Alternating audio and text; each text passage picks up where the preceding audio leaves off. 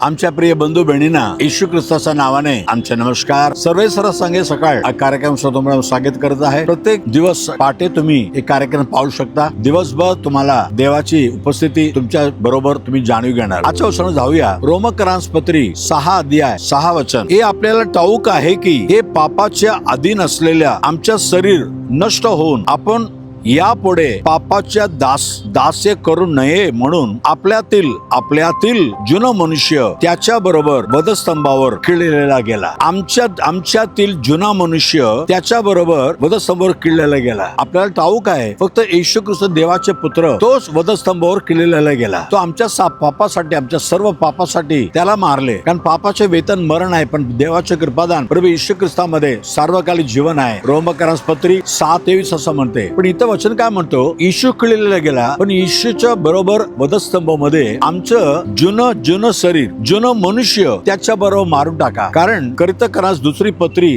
5 अध्याय 17 वचन म्हणते, जर कोणी ख्रिस्तामध्ये असेल तर तो नवीन सृष्टी आहे. त्याच्या जुनं गोष्टी सर्व निघून गेले, सगळं काय नवून जातो. हो, ख्रिस्त माझ्या पापासाठी मरण पावला असा विश्वास करून तुम्ही त्याला सोपवताना तुमच्यातील जुनं मनुष्य, आतापर्यंत जे काय पाप केले, जे काय गुन्हा केले, जे काय वाईट विचार होते, वाईट सर्व ते जुना मनुष्य आतला मनुष्य आहे, पण त्याला ख्रिस्ताबरोबर वधस्तंभावर तुम्ही खिळून टाका. म्हणजे ख्रिस्तामध्ये एक नवीन सृष्टी, तुम्ही नवीन मनुष्य होणार. यापुढे जुनं जीवन नाही, जुनं पाप नाही. ख्रिस्तामध्ये सगळं काय मिटून जातो, कारण वधस्तंभावर सगळं काय मिटून जातो. जसा येशू ख्रिस्त वधस्तंभ वारला, गाडला गेला, तसं जिवंत उठला, तर तुम्ही एक नवीन जीवन तुम्हाला प्राप्त होणार. चला प्रार्थना करूया. पवित्र बाबा धन्यवाद. वधस्तंभावर येशू ख्रिस्ताने आमच्या पाप घेऊन खिळलेला गेला, मारला गेला, पण वचन काय म्हणते? आमच्यातील जुनं मनुष्य, आमच्या जुनं विचार, जुनं जीवन सगळं ख्रिस्ताबरोबर वधस्तंभावर खिळलेलं गेलं आहे. आज वचन ऐकणाऱ्यांना हे अनुभव होऊ दे, त्यांच्या संपूर्ण जुनं जीवन मिटून जाऊ दे आणि नवीन जीवन ख्रिस्तामध्ये एक आनंदाच्या, एक